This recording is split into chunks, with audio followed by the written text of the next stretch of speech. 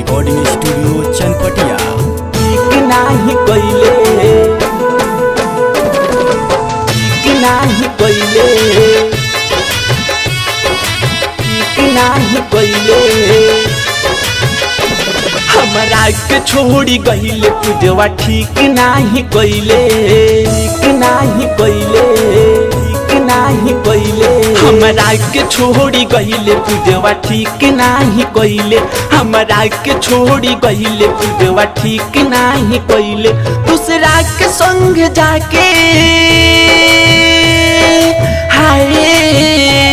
दूसरा के संग जाके मंगिया कहे सजैले हमरा के छोड़ी गहिले पूजवा ठीक नाही कोइले हमरा के छोड़ी गहिले पूजवा ठीक नाही कोइले।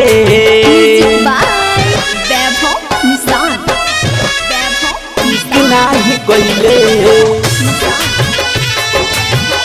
नाही कोइले तुहरा से प्यार कोई नहीं मैट्रिक में फेल भइनी कि नाही कोइले कि नाही कोइले तुहरा से प्यार कोई नहीं मैट्रिक में फेल भइनी तोहरे ही चलते पूजवा बाबूजी से हम पिटैनी दूसरा के संग जाके हाय दूसरा के संग जाके मंगिया कहे सजैले हमरा के छोड़ी गहिले पूजवा ठीक नाही कोइले हमरा के छोड़ी गहिले पूजवा ठीक नाही कोइले कि नाही कोइले कि नाही कोइले कि नाही कोइले। Recording by Happy Digital Recording Studio Chanpatia.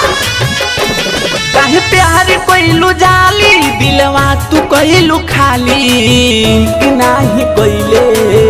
कि नाही कोइले काहे प्यार कोइलू जाली दिलवा तू कोइलू खाली हमरा के देख लोगवा पागल कहे मवाली दूसरा के संग जाके हाय